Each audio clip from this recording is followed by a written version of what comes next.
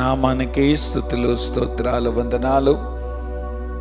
ఉదయకాల సమయంలో నీ పాదసన్నిధికి వస్తూ ఉంటున్నాను. నీ బిడ్డలంగా నీ సన్నిధిలో చేరి ప్రభా నేను స్తుతించటకు ఆరాధించటకు మేము చేరి ఉండగా మీ సన్నిధి మాతో ఉంచమని ప్రార్థన చేస్తున్నాను. చేరి వచ్చిన మీ బిడ్డలు బట్టి మీకు వందనాలు. ఇంకా రావాల్సిన వారిని కూడా ప్రభా మీ సన్నిధి మీరు తీసుకొని రమ్మని ప్రార్థన చేస్తున్నాను.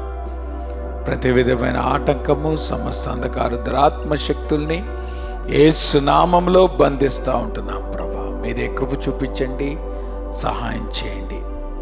ఈ దినం ప్రభా మరి నేను ఆరాధించటకును నీ వాక్యం చేత బలపరచుపటకును ప్రభా మా జీవితాలు సరి చేసుకోవటానికి దేవా మీరు కృప చూపించమని, ఈ సమయాన్ని మా కొరకు దీవెనకరంగా మీరు దయచేయమని మీ కృపగల హస్తాలకు ప్రభా మమ్మల్ని అప్పగించుకుంటూ యేసు నామంలో ప్రార్థిస్తున్నాం తండ్రి, ఆమేన్.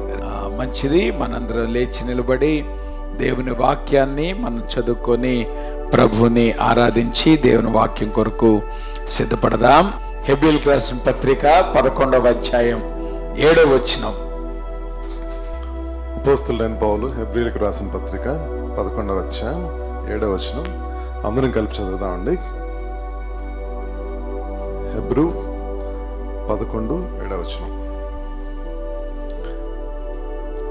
విశ్వాసమును బట్టి నోవాహు అది వరకు చూడని సంగతులను గూర్చి దేవుని చేత హెచ్చరింపబడి భయభక్తులు గలవాడై తన ఇంటివారి రక్షణ కొరకు ఒక వాడును సిద్ధం చేశాను. అందువలన అతడు లోకం మీద నేరస్థాపన చేసి విశ్వాసమును బట్టి కలుగ నీతికి వారసుడాయను. దేవుడి వాక్య భాగాన్ని దీవించును గాక. ప్రేమ కలిగిన మా ప్రభువా మీకు పరిశుద్ధ నామానికి స్తుతులు స్తోత్రాలు వందనాలు.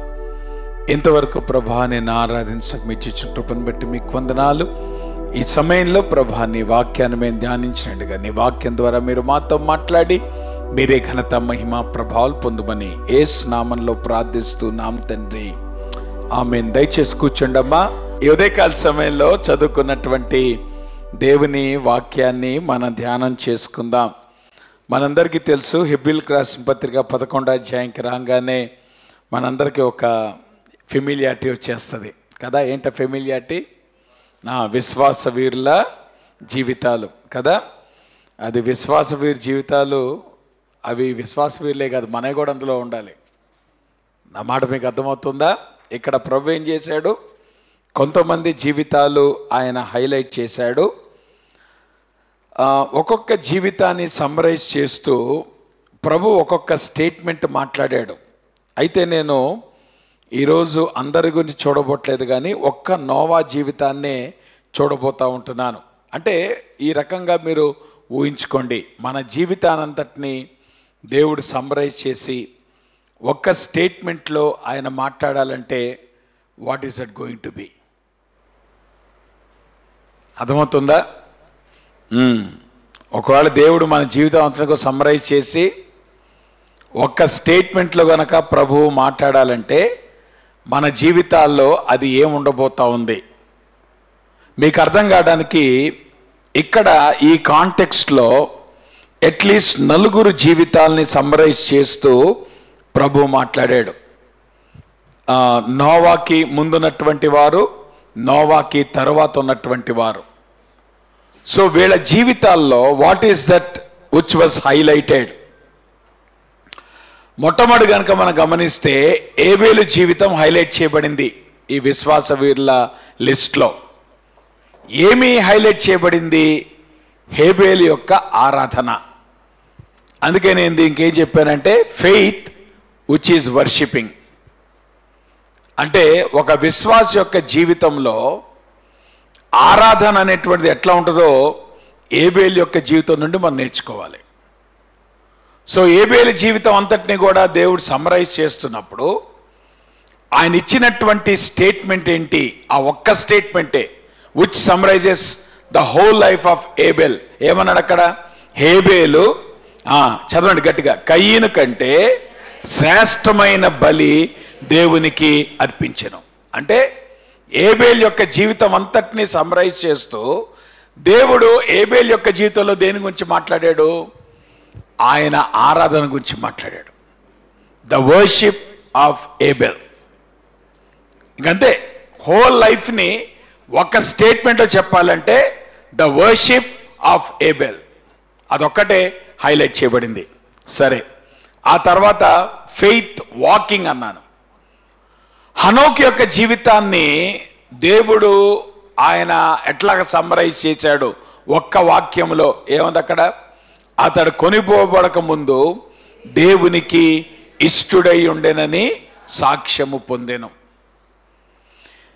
దేవునికి ఇష్టుడై ఉన్న విషయం దేంట్లో? అది ఆయన నడకలో కదా. హనోకు దేవునితో నడిచెను, ఆది కాండంలో చెప్పబడిన విషయం. సో ఆయన నడకలో దేవుణ్ణి ఆయన సంతోషపెట్టాడు. నా మాట మీకు అర్థమవుతుందా? అంటే his walk of faith, it brought pleasure to God.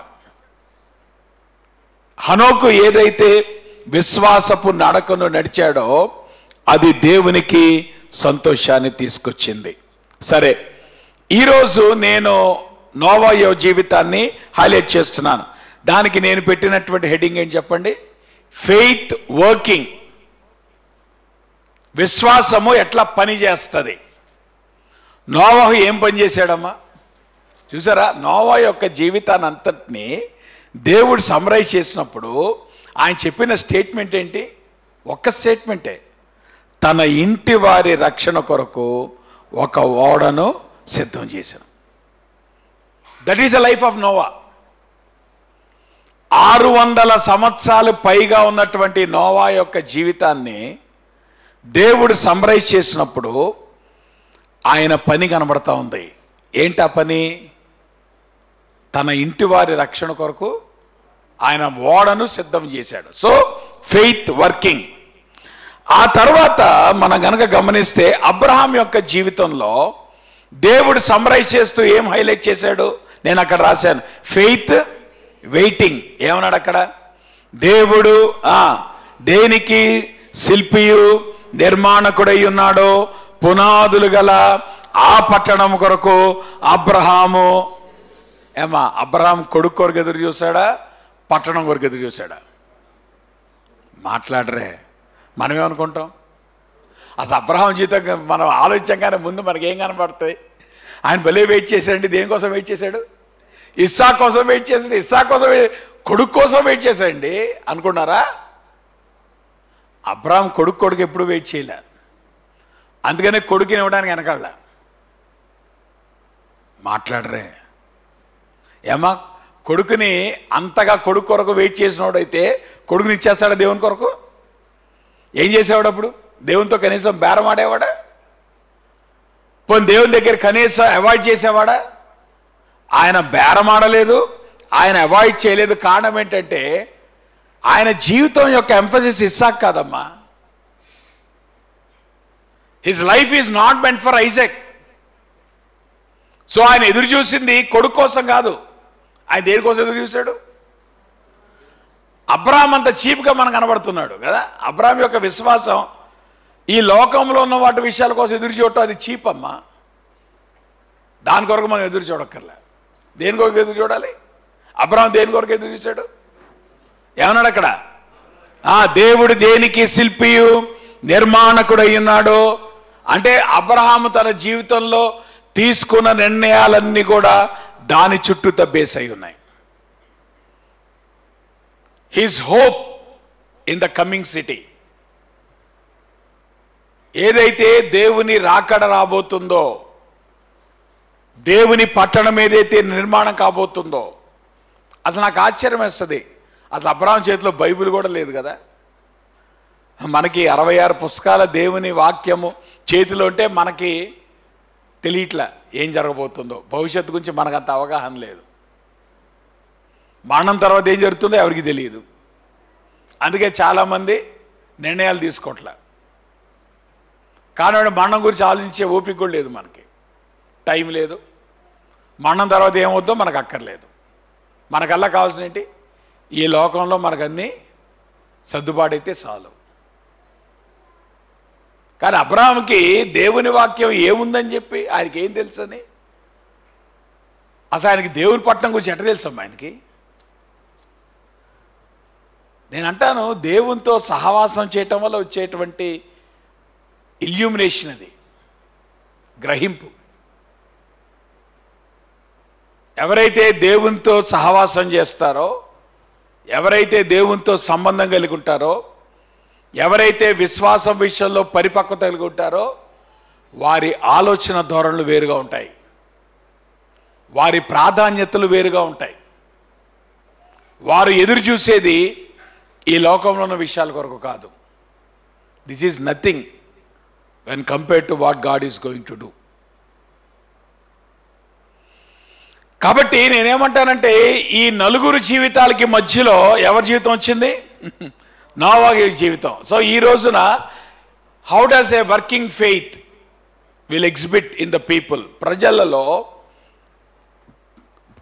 ఏమంటారు, పని చేస్తున్నటువంటి విశ్వాసం ఎట్లా ఉండబోతుందో ఉదయకాల సమయంలో మనం ధ్యానం చేయడానికి ప్రయత్నం చేద్దాం. బట్ ఎనీహో, మీరు ఫర్దర్ గనక ఒకవేళ స్టడీ చేసుకోవాలంటే చక్కగా ఈ రాసుకొని మీరు తర్వాత మీరు ఏం చేస్తారు, ఆ లైఫ్స్ని మీరు ఫర్దర్ స్టడీ చేయండి. ఒకవేళ నాకు టైం ఉండి మళ్ళీ చెప్పాలనుకుంటే మళ్ళీ భవిష్యత్తులో చెప్తాను ఈ విషయాలు. ఓకే, కానీ ప్రస్తుతానికి మట్టికి నోవా దగ్గరికి వెళ్దాం. విశ్వాసం అనేటువంటిది దేవుడు మనకిచ్చిన మాట.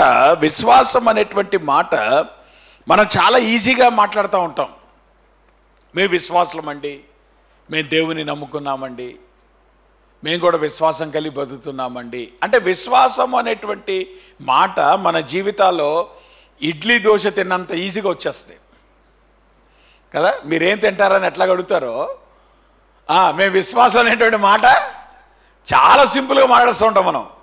మేము బిలీవర్స్ అండి, మేము విశ్వాసం అండి. నిజమేనా? మన నిజంగా విశ్వాసమేనా? నిజంగా మనలో విశ్వాసం ఉందా? ఒకవేళ విశ్వాసం కనుక మన జీవితాల్లో ఉంటే ఈరోజు చెప్పే విషయాలన్నీ మన విశ్వాసంలో ఉండాలి. అప్పుడే అది విశ్వాసం అని అంటాం. విశ్వాసముకు ఉన్నటువంటి ప్రాథమిక లక్షణం ఏంటంటే, we are not having a dead faith. ఇది మృతమైనటువంటి విశ్వాసము కాదు, ఇది జీవించుచున్న విశ్వాసము గనక మన జీవితాల్లో క్రియ చేసేటువంటి విశ్వాసం. ఈ విశ్వాసము మన జీవితాల్లో స్టాగ్నెంట్గా ఉండదు, మన జీవితాల్లో యాక్టివ్గా ఉంటుంది. ఎట్లాగా ఈ విశ్వాసము మన జీవితాల్లో యాక్టివ్గా ఉంటుందంటే, మన జీవితాల్లో క్రియ చేయటం ద్వారా. So faith it always manifest in the works. మనం ఏదైతే పనులు చేస్తున్నామో, మన దైనందిక జీవితాల్లో మనం చేసేటువంటి ప్రతి పనిలో కూడా దేవుని యందు మనం కలిగి ఉన్నటువంటి విశ్వాసం చాలా స్పష్టంగా కనపడాలి. దానిలో ఏమాత్రం సందేహం లేదు. ఇది కనపడాలి. కారణం ఏంటంటే, విశ్వాసానికి ఉన్నటువంటి ప్రాథమిక లక్షణం ఏంటంటే, it always manifest it self in the works of a Christian. ఒక విశ్వాసి అని చెప్తున్నటువంటి ఒక వ్యక్తి యొక్క జీవితంలో ఈ విశ్వాసము కార్యరూపంగా కనబడుతుంది. అందుకనే పౌలు గారు ఈ రెండింటినీ కూడా చాలా బ్యూటిఫుల్గా ఆయన ఏమంటారు, మెండ్ చేస్తాడు, కలిపి మాట్లాడతాడు. ఏమన్నాడు అక్కడ?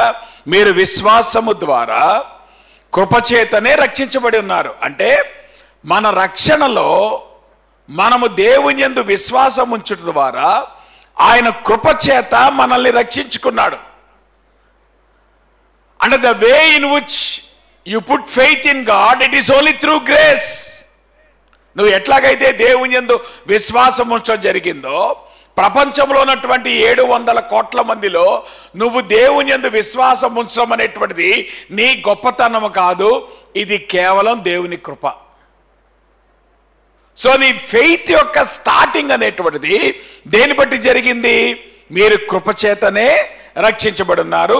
ఇది వీ వలన కలిగినది కాదు, ఇది దేవుని వరమే. అంటే మనము రక్షించబడటం అనేటువంటిది, లేదంటే ఈ ప్రపంచంలో ఉన్నటువంటి 700 కోట్ల మందిలో మనము దేవుని యందు విశ్వాసం ఉంచి మనము జీవించగలటం అనేటువంటిది, ఇది దేవుడు మనకిచ్చినటువంటి వరం. It is a gift of God. So faith is always the gift of God. So మనము విశ్వాసము కలిగి ఉన్నామంటే విశ్వాసులుగా ఈ లోకంలో మనం జీవించగలుగుతున్నామంటే, విశ్వాసులం అనేటువంటి నామాన్ని మనం ధరించుకున్నామంటే ఇది దేవుని వరమే. It is only gift of God. So అందుకని ఇక్కడ ఏమన్నాడు, ఇది క్రియల వల్ల కలిగినది కాదు గనక ఎవడునూ అతిశయపడ వీల్లేదు. So there is nothing to boast about salvation. మనం ఎట్లా రక్షించబడ్డాం, దేవుని ఎట్లా నమ్ముకున్నాం, నా మాట మీకు అర్థమవుతుందా? దాని విషయంలో పెద్దగా మనం చెప్పేది ఏముండదు. కారణం ఏంటంటే, ఎంతమందిలో మనం రక్షించబడటం అనేటువంటిది అది కేవలం దేవుని వరం. అయితే ఎందుకు దేవుడు మనం రక్షించుకున్నాడు, అది మ్యాటర్. నా మాట మీకు అర్థమవుతుందా? ప్రభా నువ్వు రక్షించుకున్నావు ప్రభా, నీకు వందనాలు ప్రభా. మన ఆరాధన అంతా అట్లానే ఉంటుంది. ఎట్లా ఉంటుంది? ప్రభా నన్ను రక్షించుకున్నావు ప్రభా, నీకు వందనాలు. నేను సస్తే నీ దగ్గరికి వస్తాను ప్రభా, నీకు వందనాలు. మంచిదే, అవన్నీ వాస్తవమే. నువ్వు మరణించిన ప్రభు దగ్గరికి వెళ్తావు, నువ్వు రక్షించబడిన వాడు అయితే, నువ్వు మారు మనసు పొందేవాడు అయితే నీకు దేవుడు మంచి భవిష్యత్తు ఇచ్చాడు. అదా? ఒకవేళ మన జీవితం కనుక కేవలం పరలోకం కొరకైతే, ఈ లోకంలో మనం ఏం చేస్తాము? విశ్వాసులం అని టైటిల్ పెట్టుకుని తిరుగుతామా? నేను పరలోకానికి వెళ్తున్నాను అనేటువంటి ఒక టైటిల్ పెట్టుకుని తిరుగుదామా? సో పౌలు గారు ఇక్కడ ఏమంటున్నాడు, మరియు వాటి యందు మనము నడుచుకున్న వల్లని దేవుడు ముందుగా సిద్ధపరిచిన సత్క్రియలు చేయుటకై.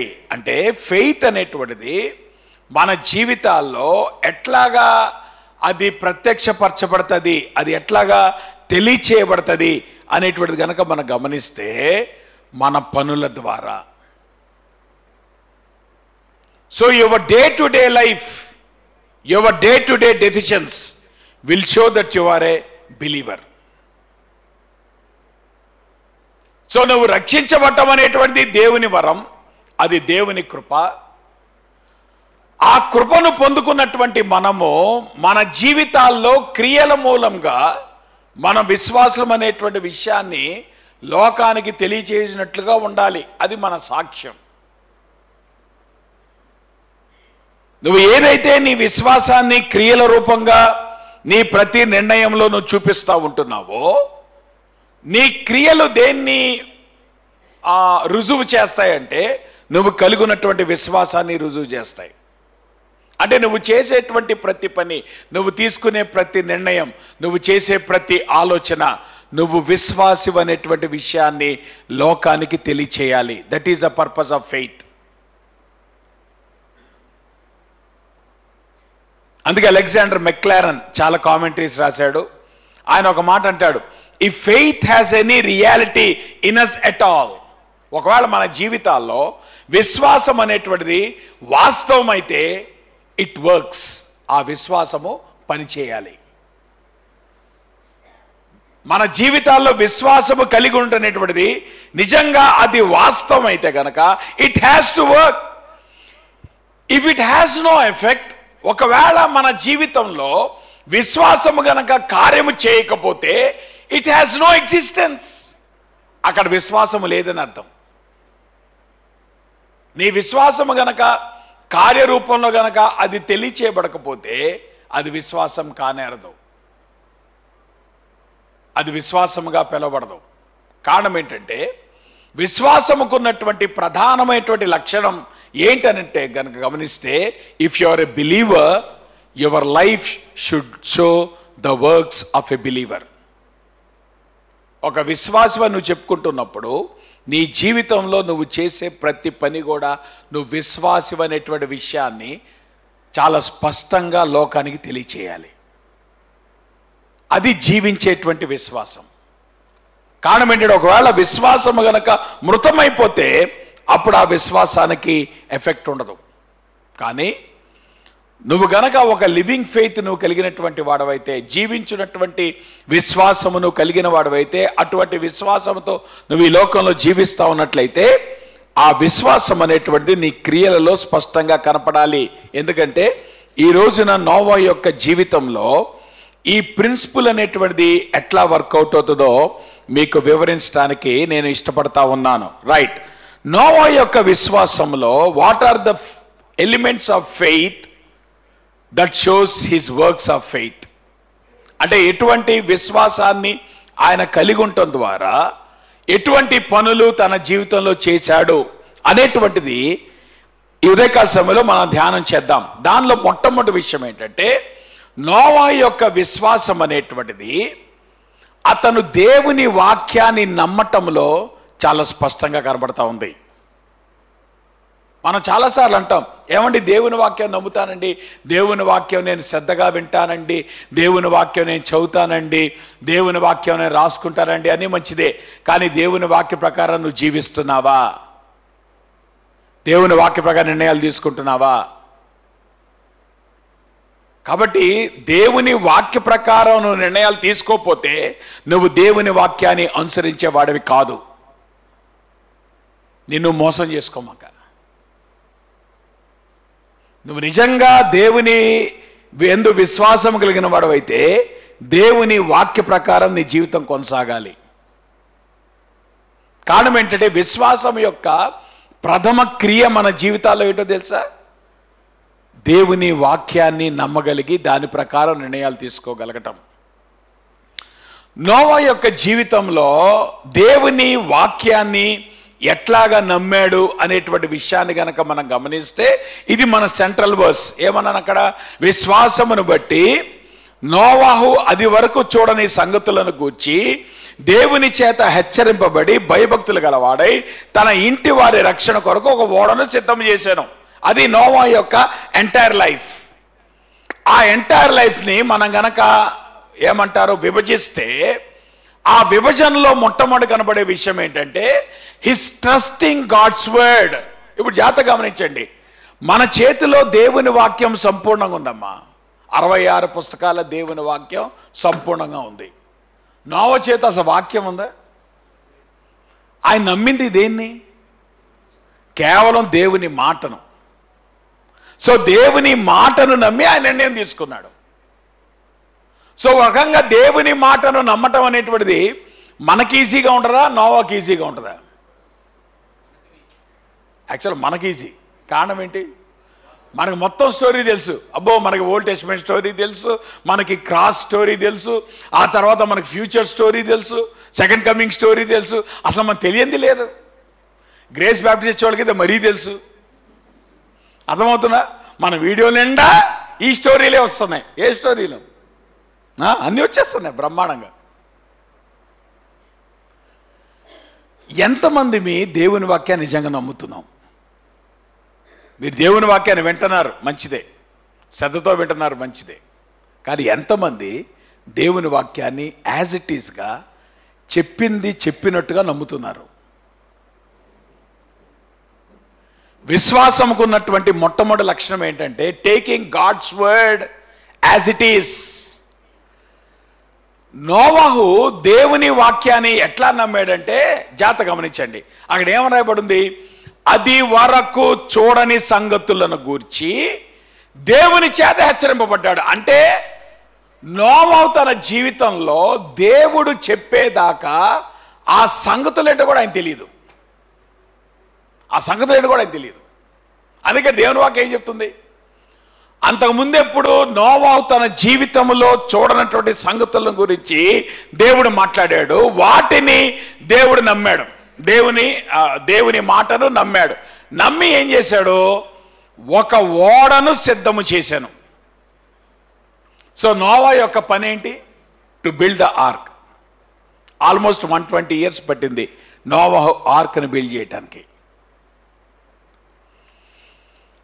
ఈ 120 years కూడా అనేక మంది ప్రశ్నించారు ఆయన్ని, అనేక మంది గేలి చేశారు, అనేక మంది హేళన చేశారు. కానీ నోవాహు దేవుని వాక్యాన్ని ఫేస్ వాల్యూలో ఎంత అద్భుతంగా నమ్మాడంటే, అవన్నీ వాళ్ళు చేసినప్పటికీ కూడా, తాను అంతకుముందు ఆ విషయాలు చూడనప్పటికీ కూడా దేవుని మాటను ఉన్నది ఉన్నట్టుగా తీసుకొని ఆ మాటను నమ్మగలిగాడు. ఉదయకాలంలో నా ప్రశ్న, ఎంతమంది మీరు దేవుని వాక్యాన్ని నిజంగా నమ్ముతారు చెప్పండి? ఎంతమంది దేవుని వాక్యాన్ని ఫేస్ టు ఫేస్ తీసుకుంటున్నారు? దేవుని వాక్యం చెప్పేది చేయటం, దేవుని వాక్యం వద్దన్న దాన్ని విడిచిపెట్టడం, ఇది మన జీవితాల్లో జరుగుతుందా? కాన్స్టెంట్గా జరుగుతుందా? కన్సిస్టెంట్గా జరుగుతుందా? సో బేసికల్గా మనకు నోవాకు ఉన్నటువంటి ఒక తేడా ఏంటంటే, నోవహు తన దగ్గర దేవుని వాక్యం లేకపోయినా, దేవుడు చెప్పినటువంటి సంగతులు తన అంతకుముందు తనకి తెలియకపోయినా, దేవుని మాటను యాజ్ ఇట్ ఈస్గా తీసుకొని దాన్ని నమ్మి దాని ప్రకారం పనిచేయడం ప్రారంభించాడు. So that is he style of work. So as it ఈస్గా ఆయన ఏం చేశాడు? అది వరకు చూడని సంగతులను గూర్చి దేవుని చేత హెచ్చరింపబడి, అంటే దేవుడు మాత్రమే చెప్పాడు ఆయనకు ఆ సంగతులు. Then he began to work. ఏం పని చేశాడు? ఒక ఓడను సిద్ధము చేశాడు. ఇక్కడ ఇంకో విషయం జాగ్రత్త గమనించండి. నోవహు ఓడను సిద్ధపరిచింది జనాల కోసమా, తన కుటుంబం కోసమా?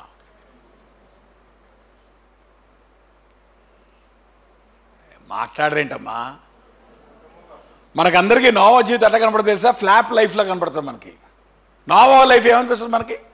ఏం లాభం పాస్టర్ గారు, 120 years ప్రీచింగ్ చేశాడు, ఒక్కడు మారు మనసు పొందాడా? హలో, ఆయన పిలవబడిన దాని కొరకు కాదు.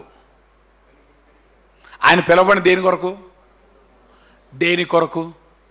తన ఇంటి వారిని రక్షించుకోవడానికి. సో దేవుడు ఆయనకి ఇచ్చిన పర్పస్ ఏంటి? మనం అనుకుంటాం సువార్త ప్రకటించడానికి కాదమ్మా, సువార్త ప్రకటించాడు. సువార్త ప్రకటించుకుంటాడు నోవహు. ఎంతమందితో మాట్లాడుతాడు? 120 years బిల్డింగ్ కట్టే, కనీసం ఎవడైనా వచ్చి అడుగుతాడు? క్యూఆర్సీకి వచ్చి అడుగుతారా? ఎంతమంది అనుకుంటారు? ఏంటన్నా ఏం చేస్తున్నావు? అందరికి అడిగిన ప్రతి ఒక్కరికి చెప్పాడు. అరే నీకు సంగతి తెలిస్తే దేవుడు నాకు చెప్పాడురా, ఒక పెద్ద ఇది రాబోతుందంటరా, అందుకే దేవుడు నాకు ఓడ. ఎవరిని పట్టించుకున్నాడా? పట్టించుకోలేదు. కానీ నోవా యొక్క లైఫ్ దేని కొరకు? జనాల కోసమా, తన ఇంటి వారి కోసమా? అమ్మ, రక్షణ ముందు మీ ఇళ్లలో ప్రారంభించండి, తర్వాత బయటికి వెళ్దాం. బయట చెప్పండి, నేను కాదంటలేదు, బయట చెప్పండి. కానీ ప్రాథమికంగా ఈ ప్రాసెస్లో నీ ఫస్ట్ గోల్ ఏంటో తెలుసా? Your house hold should be saved. నువ్వు గనక నిజంగా ఆ కోరికను కలిగి ఉంటే, ఆ కోరిక వైపు నువ్వు పనిచేస్తే దేవుడు నీ ఆశను తీరుస్తాడు. అంత భయంకరమైన లోకంలో దేవుడు నోవహు కుటుంబాన్ని రక్షించలేదా? రక్షించాడా? రక్షించలేదా? మరి నీ కుటుంబాన్ని రక్షించలేడా?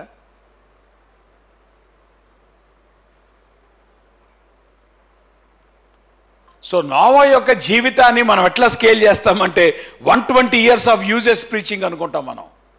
You need to understand, he was not called to preach for the world. దేని కొరకు అన్నాడు అక్కడ?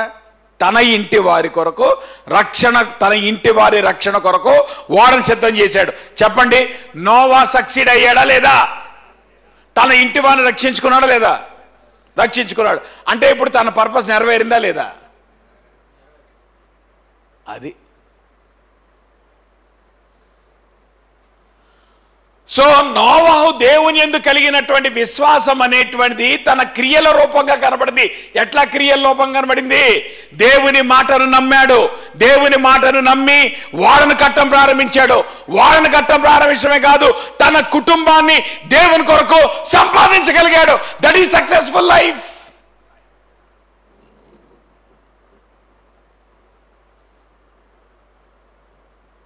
He work towards that. దేవుడు తనకు అప్పగిచ్చిన పని, దేవుడు తనకిచ్చిన పని నోవహు నెరవేర్చగలిగాడు. ఈ విషయంలో జాగ్రత్త గమనించండి. రేపొద్దున దేవుని ముందు నిలబడినప్పుడు ఎంతమంది మన కుటుంబాన్ని దేవుని ముందు రక్షించబడిన వారుగా చూపించగలుగుతాం? That is your primary work.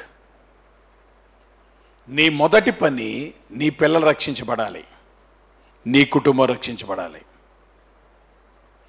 వాళ్ళ రక్షణ కొరకు నువ్వు పని చేస్తూనే మిగతా వాళ్ళ రక్షణ కొరకు పని చేయి, నేను కాదన్నా. కానీ ప్రధానంగా ముందు నీ పిల్లలు, నీ కుటుంబం రక్షించబడకుండా నేను ఊరంతా తిరుగుతానంటే ఎట్ట కుదురుద్ది? That is not the proper way. ముందు నీ కుటుంబం గురించి ఆలోచన చేయి, నీ కుటుంబం గురించి ప్రార్థన చేయి, నీ కుటుంబాన్ని దేవుని దగ్గర నడిపించడానికి అది విశ్వాసంలో నీ మొదటి పని. Take care of your family first.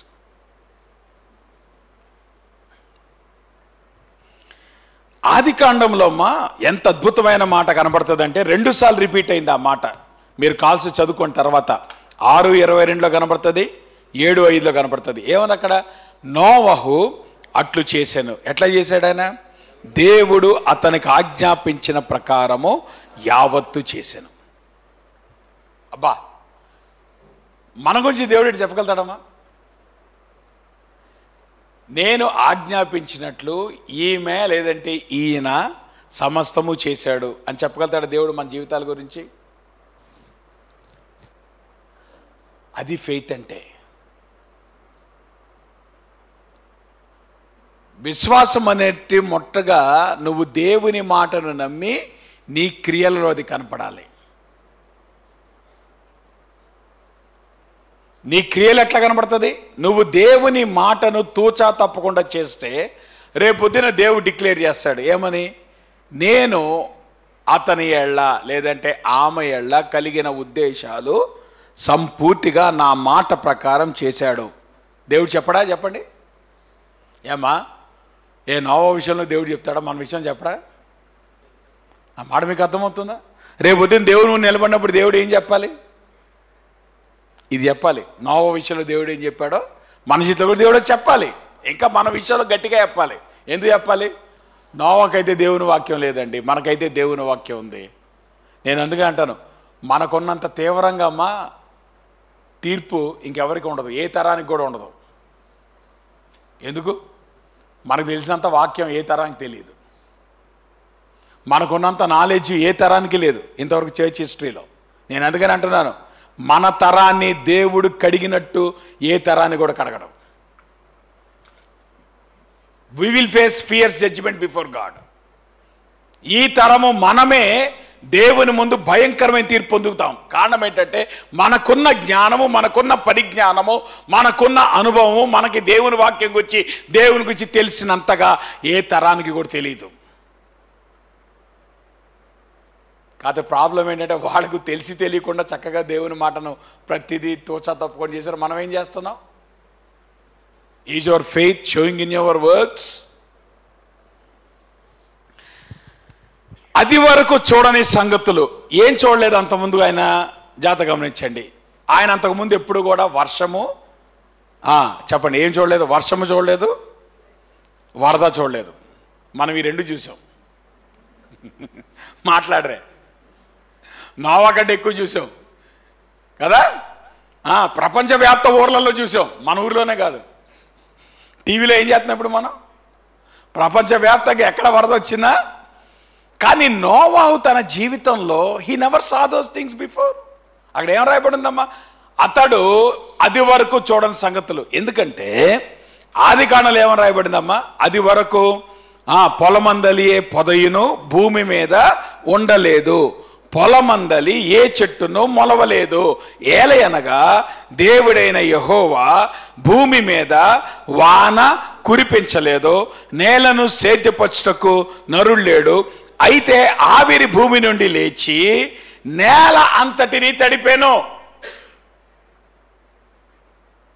అంటే అసలు వర్షం యొక్క అవసరత లేదు pre ఫ్లడ్లో.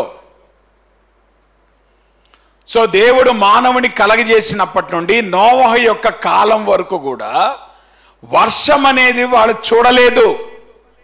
That's what you need to understand. ఆ మాటకు వస్తే నోవహు ప్రపంచంలో మొట్టమొదటి వ్యవసాయకుడు. నా మాట మీకు అర్థం? ఫస్ట్ ఫార్మర్ ఎవరు? ఫార్మర్ అనేటువంటి వాడిని ఏమనంటాం? వర్షమే ఆధారితంగా వ్యవసాయం చేసేవాడిని ఏమంటారు? వ్యవసాయకుడు అని అంటాం. మానవ చరిత్రలో మొట్టమొదటి వ్యవసాయకుడు ఎవరు? నేను చెప్పలే, దేవుని వాక్యం చెప్పింది. చూడ అక్కడ ఏమని రాసింది? అక్కడ ఆదికాండం ఏముంది? అక్కడ నోవహు వ్యవసాయము చేయ నారంభించి ద్రాక్ష తోట వేసాను. అంటే జాగ్రత్తగా గమనించండి. నోవా తన జీవితంలో వర్షాలు పడతాయి, వర్షం నుండి మనం మొక్కలు పెంచుకోవచ్చు, వర్షాకాలం ఉంటుంది, వర్షాకాలంలో మనం ఇంకా బాగా మొక్కలు వేసేసుకోవచ్చు. ఈ కైండ్ ఆఫ్ సెట్టింగ్ నోవాకు లేదు. నోవా అంతకుముందు చూసిందేంటి? వ్యవసాయం కాదు, వ్యవసాయం ఆయన ప్రారంభించాడు, పొలాన్ని దున్నటం ఆయన ప్రారంభించాడు. సో వర్షము పడినప్పుడు వ్యవసాయం అనేటువంటిది ఎవరు ప్రారంభించారు? ఆఫ్టర్ ఫ్లడ్ ప్రారంభించాడు. సో ఆబ్వియస్గా మీరు గమనించండి, నోవాహు దేవుని మాటను ఎట్లా లోబడ్డాడంటే అంతకుముందు తాను చూడని సంగతులను నమ్మగలిగాడు. వర్షం పడుద్దంట, నమ్మాడు. వరద వస్తుందంట, నమ్మాడు. నాకు అంతకంటే విచిత్రమైనది కనబడింది ఏంటి చెప్పిన, ఓడను కట్టాడంట. జనరల్గా అమ్మ కామన్ సెన్స్ ప్రకారం చెప్పండి, షిప్ని ఎక్కడ కడతారు చెప్పండి? మనకి షిప్ బిల్డింగ్ ఎక్కడ ఉందమ్మా? సముద్రం పక్కన ఉంటుంది. నోవా ఎక్కడ ఉన్నాడు? మీరు అక్కడ చూడండి, మిడిల్ ఆఫ్ ద నోవేర్ ల్యాండ్లో ఉన్నాడు. అక్కడ ఆయన మెడిటరేనియన్ ఏమంటారు, మెస్టోనియన్ రీజియన్లో ఉన్నాడు నోవా. ఎందుకంటే మీరు కనుక గమనిస్తే ఫస్ట్ సివిలైజేషన్, మెస్టోనియన్ సివిలైజేషన్ ఎక్కడ ప్రారంభమైంది? అరారత్ అని రాయబడిన చూసారా మీరు? ఆ అరారత్ కొండ మీద ఓడెళ్ళి ఆగింది. ఓడెళ్ళి ఆగినప్పుడు వాళ్ళ కిందకి సౌత్కి ప్రయాణం చేసుకొని బాబేల్ గోపురాన్ని కట్టారు. మొట్టమొదటిగా 4 పట్టణాలు వాళ్ళు కట్టారు. మీరు ఆదికాండం 11వ అధ్యాయంకి వచ్చేటప్పటికి. సో సివిలైజేషన్ అంటే ఎక్కడ డెవలప్ అయింది? సముద్రం దగ్గర, సముద్రం బయట. ఇవి జాగ్రత్తగా గమనించండి. ఓడని ఎందుకు సముద్రం పక్కన కడతారు? ఏడు భాష గారు మమ్మల్ని మరీ అంత చీప్గా చూస్తారు అనుకోమాకండి. ఓడ సముద్రం ఎందుకు కడతారమ్మా? సింపుల్గా వాటర్లో తోసేయచ్చు, అంతేనా? సో ఓడ కట్టగానే వాళ్ళు ఏం చేస్తారు, వెంటనే ఓడని సముద్రంలో తోసేస్తారు. ఇప్పుడు మిడిల్ ఆఫ్ నోవేర్ కనుక నువ్వు ఓడ కడితే ఇప్పుడు ఇది సముద్రంలోకి ఎట్లా వెళ్తుంది? నా మాట మీకు అర్థమవుతుందా? వీళ్ళు ఎందుకు అపాయం చేశారు? నాకు అపాయం చేశారు. నోవా కనుక తన ప్లేస్ మార్చేసి ఆ పక్కన సముద్రాలను చూసారా, ఇక్కడ మీకు ఏది మెడిటరేనియన్ సీ ఉంది ఈ లెఫ్ట్ సైడ్. ఆ పైన మీరు కనుక గమనిస్తే బ్లాక్ సీ ఉంటుంది, ఏది ఇటు పక్కన, అటుపక్క కాస్పియన్ సీ ఉంటుంది. అంటే దాదాపు సీషోర్ నుండి ఒక 100 కిలోమీటర్ లోపల ఉన్నటువంటి భూభాగంలో నోవా ఓడ కడుతున్నాడు. ఇప్పుడు చెప్పండి, ఒకవేళ వర్షం పడకపోతే, వరద రాకపోతే ఎంత నష్టం అండి? మెటీరియల్ వేస్ట్, మాట్లాడరే, టైం వేస్ట్, ఎఫర్ట్ వేస్ట్. కారణం ఏంటి?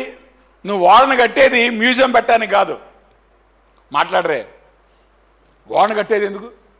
ఆ సముద్రంలోకి వెళ్ళాలా? సముద్రంలో గనక అది గనక ఓడ వెళ్ళకపోతే what is the purpose of ship? Ship యొక్క పర్పస్ ఏమైనా ఉంటుందా? సో ఇప్పుడు నోవా కష్టపడి 120 సంవత్సరాలు ఓడను కట్టిన తర్వాత వర్షం రాలేదనుకోండి, వరద రాలేదనుకోండి, ఇప్పుడు ఆ ఓడ ఎక్కడికి వెళ్ళాలి? అంటే మీకు అర్థమవుతుందా? అంత తేలిక నిర్ణయాలు తీసుకోలేదమ్మా. దేవుని మాట నమ్మడం ఈజీ అనుకోమాకండి. మనకే చేతకాట దేవుని మాట నమ్మటం. వాళ్ళు ఎట్లా నమ్ముతారు దేవుని మాటని? మనకి ఇంత ప్రత్యక్షత ఉండి, మనకి ఇంత దేవుని వాక్యం ఉండి, అరే దేవుని మాట నమ్మండ్రా ఆయన అంటుంటే మనకి చేతకాట్ల దేవుని వాక్యాన్ని నమ్మి నిర్ణయాలు తీసుకోవటం.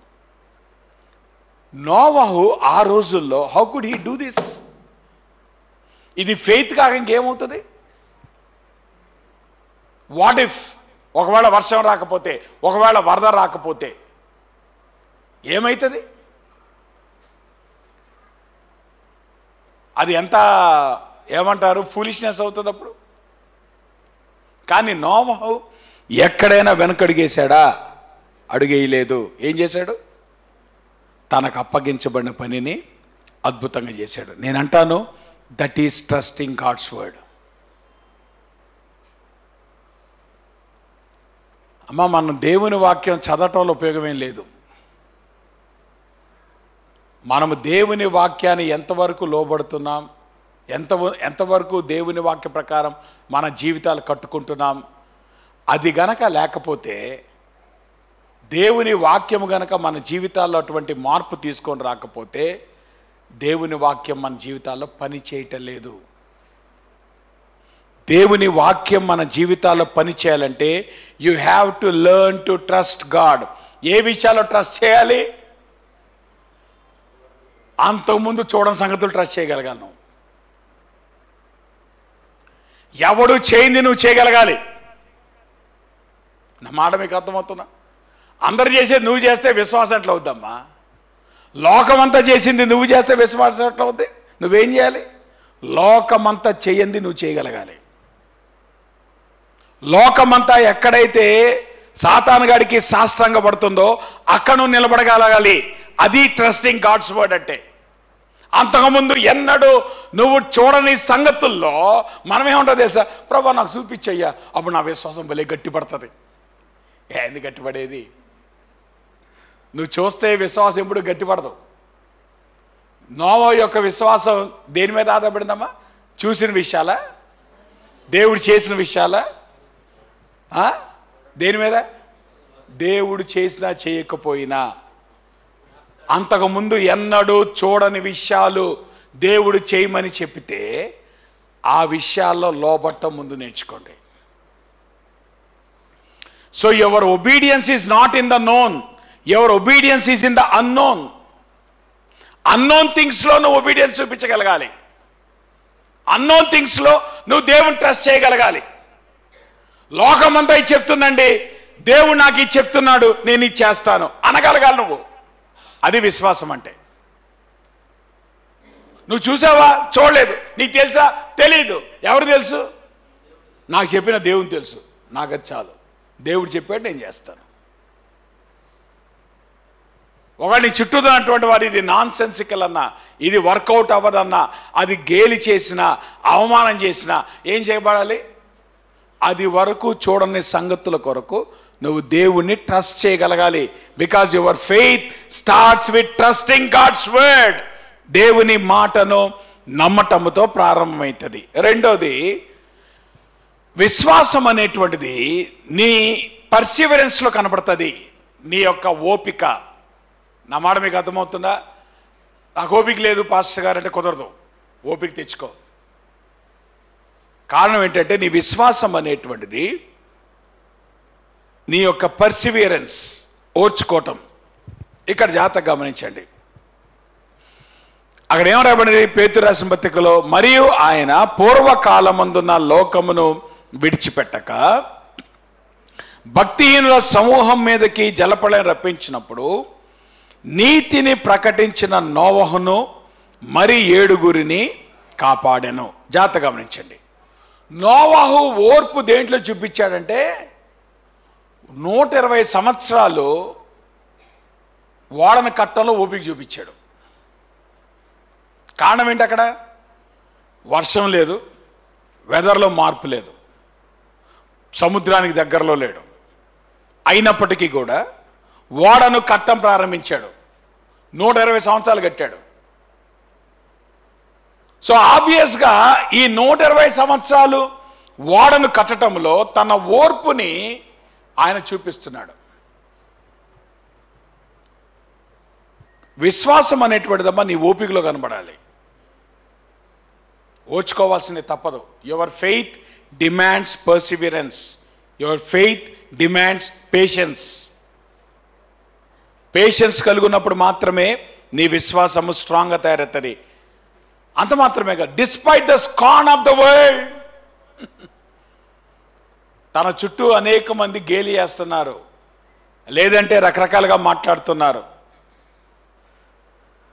ఓ రకంగా చెప్పాలంటేనమ్మా, నోవా యొక్క జీవితాన్ని కనుక గమనిస్తే నోవాహు ప్రపంచాన్ని కండెమ్ చేశాడు by what he communicated. Noah దేని గురించి మాట్లాడాడు? రాబోయే శిక్ష గురించి మాట్లాడాడు, రాబోయే తీర్పు గురించి మాట్లాడాడు. రాబోయే తీర్పుని చాలా స్పష్టంగా నమ్మినటువంటి వాడు నోవాహు. సో రాబోయే తీర్పుని స్పష్టంగా నమ్మాడు కనుక ఆ తీర్పు విషయంలో ఎటువంటి రాయితీ లేకుండా చాలా స్పష్టంగా ప్రజలతో ఆ తీర్పుని గురించి మాట్లాడాడు. అంటే తన కమ్యూనికేషన్లో ఎటువంటి మార్పు లేదు. ప్రజల కోసం తన కమ్యూనికేషన్ చేంజ్ చేసుకోలే. He was very much clear in his communication. కాబట్టి ఒక పక్కన వాళ్ళు గేలి చేస్తున్నప్పటికీ కూడా రాబోయే తీర్పుని నమ్మాడు, రాబోయే తీర్పుని ప్రకటించాడు. ఈ ప్రాసెస్లో చాలామంది కండెమ్ చేయబడ్డారు, చాలామంది హర్ట్ అయి ఉంటారు. But still he did not take back. నేను అన్నాను, he was uncompromising in what he proclaim and uncompromising in what he produced. తను మాట్లాడే విషయంలో, సువార్త పఠించే విషయంలో ఎక్కడ కూడా కాంప్రమైజ్ కాలే. ఆ విశ్వాసము ద్వారా తాను ఏదైతే ప్రొడ్యూస్ చేశాడో, ఒక ఓడను తయారు చేశాడో, ఆ పనిలో కూడా ఎక్కడ వెనుకదీయలేదు. He was uncompromised in either of this things. వరంగా చెప్పాలంటే ఆయన దేన్ని నమ్మాడో దాన్నే ప్రకటించాడు. దేన్ని నమ్మాడు? రాబోయే తీర్పుని గురించి నమ్మాడు. దేన్ని నమ్మాడు? వరదలు రాబోతున్నాయని నమ్మాడు. సో దేన్ని ప్రకటించాడు? దేన్ని నమ్మాడో దాన్ని ప్రకటించాడు. సో నోవా యొక్క జీవితంలో ఈ ప్రిన్సిపల్స్ అన్ని కూడా కనబడుతున్నాయి. His works gave credibility to his words. అమ్మా, ఎప్పుడు కూడా జాగ్రత్తగా గమనించండి. విశ్వాసులుగా నీ మాటలు లోకం నమ్మదు, నీ క్రియలు లోకం చూస్తుంది. నీ క్రియలను బట్టి నీ మాటలకు విలువ వస్తుంది. ఎప్పుడు కూడా నీ మాటలు ఫేస్ వాల్యూలో లోకం తీసుకోవద్దు. నీ మాటలకు ఎప్పుడు క్రెడిబిలిటీ వస్తుంటే, నీ సాక్ష్యానికి ఎప్పుడు క్రెడిబిలిటీ వస్తుంటే, నువ్వు చెప్పేటువంటి సువార్తకు ఎప్పుడు క్రెడిబిలిటీ వస్తుంటే, నీ జీవిత శైలి నువ్వు చెప్పే మాటల ప్రకారం ఉన్నప్పుడు. నోవా యొక్క జీవితంలో he was uncompromising in those areas. ఒకటి చెప్పాలంటే నాకు అనిపిస్తూ ఉంటుంది, నోవా కంటే ముందు ఉన్నటువంటి వాడు హనోకు. హనోకు దేవునితో నడిచాడు. హనోకు దేవునితో నడిచాడు గనక బహుశా నోవా యొక్క విశ్వాసము కూడా దేవుని కొరకు పనిచేసింది అనేటువంటి విషయాన్ని మనం అర్థం చేసుకోవాలి. నోవా యొక్క ఫెయిత్లో సాల్వేషన్, రక్షణ అనేటువంటిది కూడా చాలా ప్రథమంగా మనకు కనబడుతుంది. ఇప్పుడు జాగ్రత్తగా గమనించండి. మనం దేవుని వాక్యములో ఆది కాండంలో చూసుకున్నా, హెబ్రీయులకు రాసిన పత్రికలో మనం చూసుకున్నా, నోవా యొక్క విశ్వాసంలో దేని గురించి మాట్లాడబడిందంటే it is about the salvation of his family, తన కుటుంబ రక్షణ. ఇక్కడ ఒక ఇంట్రెస్టింగ్ థింగ్ చెప్తాను, వినండి. చాలా ఇంట్రెస్టింగ్ థింగ్. నోవాకి 500 సంవత్సరాల వయసులో ఆయన తండ్రి అయ్యాడు. ఆది కాండం మీరు తర్వాత రిఫరెన్స్ రాసుకొని తర్వాత చూసుకోండి. ఏ వయసులో ఆయన తండ్రి అయ్యాడు? 500 సంవత్సరాల వయసులో. వరద ఏ సంవత్సరాలకు వచ్చింది? 600 సంవత్సరాలకు వచ్చింది. కానీ మీలో కొంతమంది అనుకుంటారు, ప్రభా నన్ను కూడా 100 దాటించు ప్రభా అని. అవునా? చూడండి, 500 ఇయర్స్కి ఆయన తండ్రి అయ్యాడు. వరద ఎప్పుడు వచ్చింది? 600 సంవత్సరాలకు వచ్చింది. వరద రాబోతున్న సంగతి ప్రభు ఎప్పుడు చెప్పాడు? 120 సంవత్సరాల ముందు చెప్పాడు. అర్థమైందా? ఆది కాండం 6వ అధ్యాయంలో ప్రభు ఏం చెప్పాడు? 120 సంవత్సరాలని చెప్పాడు. అంటే 120 years he has decided that this generation is going to stay. అంటే ఇప్పుడు జాగ్రత్తగా గమనించండి. నా ప్రశ్న ఏంటంటే, దేవుడు లోకాన్ని నాశనం చేయబోతున్నాడు కదా, ఇప్పుడు నోవా తండ్రి అవటం అంత ఇంపార్టెంటా? నా ప్రశ్న మీకు అర్థమైందా? ఛాలెంజ్ ఏంటి తెలుసా? ఇప్పుడు కనుక నోవా తండ్రి అయ్యి వాళ్ళు కనుక ప్రభు నమ్ముకోకపోతే వరదలో వీళ్ళు కూడా కొట్టుకుపోతారు. సో ఇప్పుడు నోవా ఏమని ఉండొచ్చు? ఇప్పుడు వెళ్ళేందు ప్రభా, నేను మా ఆవిడ వచ్చేస్తాం పరలోకానికి. ఎక్కడికి? మా ఇద్దరు రక్షించే అంటే కుదురుద్దా? కుదరదు. ఎందుకంటే దేవుని సర్వాధికారంలో నోవా నుండి ఫ్యామిలీ రావాలి. అవునా? సో ఇప్పుడు జాగ్రత్తగా గమనించండి. ఒక పక్కన 120 సంవత్సరాలు ఆయన ఓడను కడుతూ, 120 సంవత్సరాలు ఆయన సువార్తను ప్రకటిస్తూ, 120 సంవత్సరాలు పిల్లలు పెంచాడు. అందరు ఎక్కడ ఉన్నారా?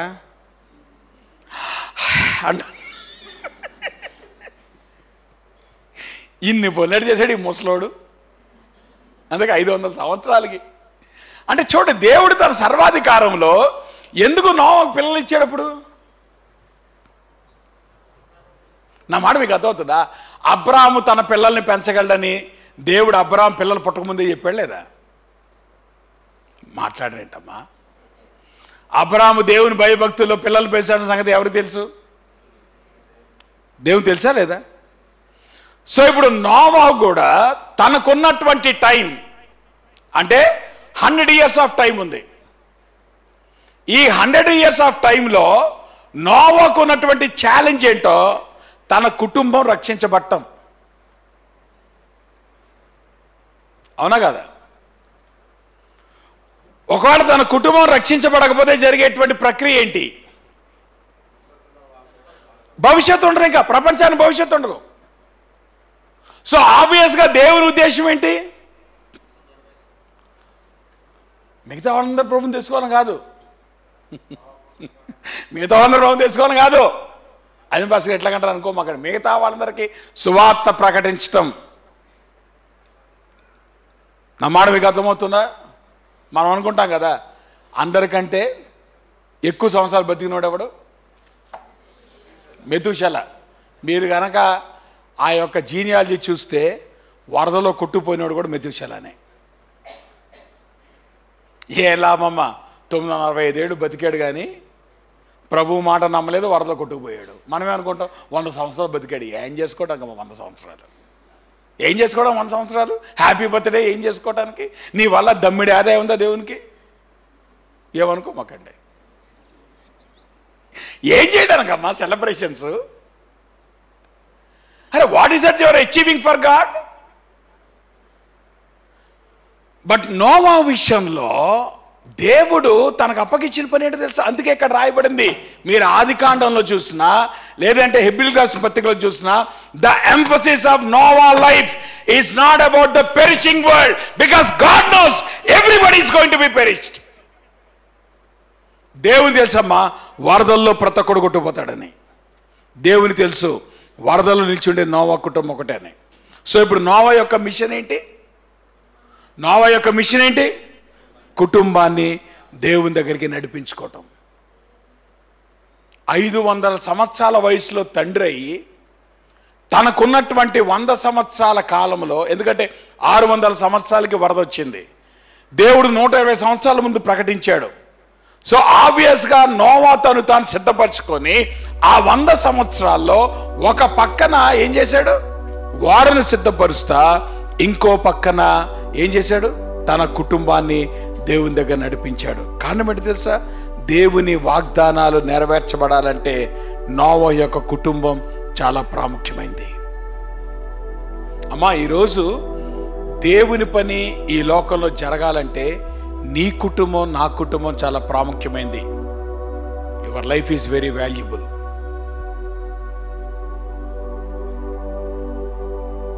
నీ life it counts in eternity.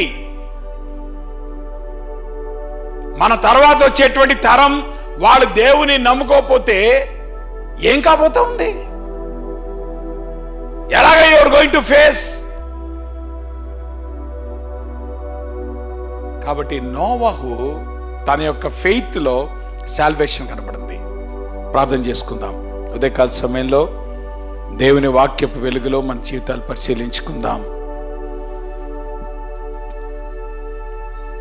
విశ్వాసులుగా మన విశ్వాసం ఎట్లాగుందో దేవుని దగ్గర పరీక్షించుకుందాం. నోవా యొక్క విశ్వాసాన్ని దేవుడు అద్భుతంగా ఆయన చూపించాడు. నోవా యొక్క విశ్వాసములో దేవుని వాక్యాన్ని ఆయన నమ్మగలిగాడు. దేవుని మాటను ఉన్నది ఉన్నట్టుగా తీసుకున్నాడు, ఉన్నది ఉన్నట్టుగా లోబడ్డాడు. చాలా ఏమంటారు, నమ్మలేనటువంటి సందర్భాలు తన జీవితంలో ఉన్నప్పటికీ కూడా దేవుని మాట నమ్మగలిగాడు. ఎంత అద్భుతం! అంత మాత్రమే కాదు, తన ఫెయిత్లో ఓపిక చూస్తున్నాం. పక్కన ఎంతో మంది గేల్ చేస్తున్నారు. నిజానికి ఒకవేళ తన వర్క్ వేస్ట్ అయిపోయేటువంటి పరిస్థితి కూడా కనపడవచ్చు. నోవా చేసేటువంటి పని ఎవరికి అర్థం కాలే, అంతకుముందు ఎవరు చూడలేదు. అయినప్పటికీ నోవహు ఓపికతో 120 years ప్రకటిస్తానే వచ్చాడు. కానీ ఈ ప్రాసెస్లో చాలా ప్రాముఖ్యమైంది. దేవుని వాగ్దానాలు ముందుకు వెళ్ళాలంటే, దేవుని ఉద్దేశాలు తర్వాత తరాలకి రాగలగాలంటే కుటుంబాలు రక్షించబడటం చాలా ప్రాముఖ్యమైంది. ఈ ప్రాసెస్లో నోవా ఒక సక్సెస్ఫుల్ ఫాదర్గా, ఒక సక్సెస్ఫుల్ పేరెంట్స్గా కొడుకుల్ని, కోడల్ని, అందరినీ వాళ్ళకు నడిపించగలిగాడు.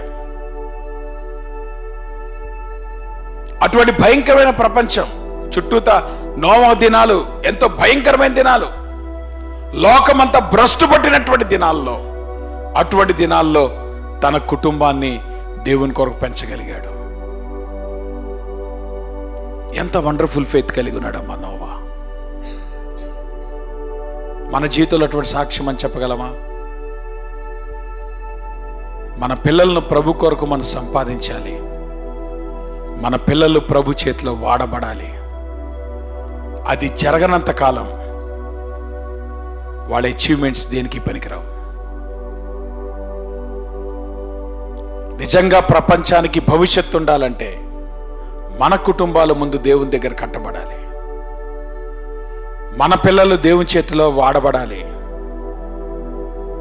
దేవుని కొరకు నిలబడాలి. రక్షణ నీకు ప్రాధాన్యత కావాలి. ముందు తల్లిదండ్రులుగా మీరు రక్షించబడ్డారా? మీరు రక్షించబడకపోతే మీ పిల్లట్లా రక్షించబడతారు? కాడు ముందు ప్రభు దగ్గరికి మీరు రండి. మీ పిల్లల్ని కూడా దేవుని దగ్గర నడిపించండి. అది నోవా యొక్క మిషన్. తద్వారా దేవుని వాగ్దానం ప్రపంచంలో కొనసాగటానికి అటువంటి విపత్కర పరిస్థితుల్లో నోవా తన కుటుంబాన్ని నడిపించగలిగినటువంటి ఒక అద్భుతమైన తండ్రిగా మనకు కనబడుతున్నాడు. విశ్వాసం తన కుటుంబంలో కనబడుతుంది. ఉదయకాల సమయంలో అటువంటి విశ్వాసం మన జీవితాల్లో మనం కలిగి ఉన్నామా? దేవుని దగ్గర మనం సరి చేసుకుందాం, ఒప్పుకుందాం. అందులో లేచి నిలబడి దేవుని వాక్య వెలుగులో మన జీవితాలు పరిశీలించుకుంటూ ప్రార్థన చేసుకుందాం. ప్రేమ కలిగిన మా ప్రభువా, మీకు పరిశుద్ధ నామానికి స్తుతులు, స్తోత్రాలు, వందనాలు. ఉదయకాల సమయంలో ప్రభువా నీ పాదసన్నిధికి వస్తూ ఉంటున్నాం. నోవా జీవితాన్ని ప్రభా మీరు మా ముందు ఇచ్చారు. నోవా యొక్క విశ్వాసాన్ని మా ముందు మీరు ఉంచారు. అటువంటి భయంకరమైన దినాల్లో ఎటువంటి అద్భుతమైన విశ్వాసాన్ని తాను కలిగి ఉండి ప్రభా తనకు అప్పగించబడిన పని ఎంతో నమ్మకంగా నెరవేర్చాడు. తన కుటుంబాన్ని రక్షణలోకి నడిపించగలిగాడు. ఇక్కడ కూర్చున్న మాకు కూడా ప్రభా అటువంటి డిజైర్ మీరు మాకు దయచేయండి. అటువంటి మిషన్ ప్రభా మేము కలిగి ఉండటానికి మీరు కృప చూపించండి. రాబోయే తరాల కొరకు ప్రభా మా కుటుంబాలు నీ చేతిలో వాడబడినట్లుగా ప్రభా వారిని కొరకు సంపాదించటకు దేవా మీరు కృప చూపించండి.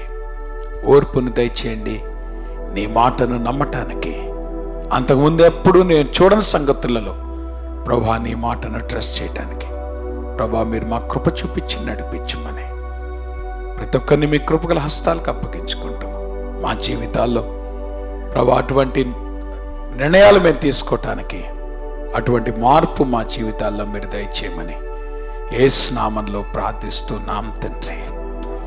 పరలోకమందున మా తండ్రి, మీ నామం పరిశుద్ధపరచబడునుగాక, మీ రాజ్యం వచ్చునుగాక, మీ చిత్తం పరలోకం నెరవేర్చడు భూమి నెరవేరునుగాక. మా అందిన ఆహారం నేడు మాకు దయచేయండి. మా మనసులు మెన్షన్స్ ప్రకారం క్షమించండి. మా శోధక దుస్తుని తప్పించండి. రాజ్యము, శక్తి, మహిమ నిరంతరం మీరైనారు తండ్రి. మన తండ్రి అయిన దేవుని యొక్క ప్రేమయు, కుమారుడు యేసుక్రీస్తు వారి కృపయు, పరిశుద్ధాత్మక అన్యోన్య సహవాసం ఇప్పుడు మనకు సదాకాలము తోడయుండి ఆయన రాకడ పర్యంతము భద్రపరిచి నడిపించునుగాక. ఆశీర్వాదంబుల్ మా మీద వర్షింపజేయు మీషా,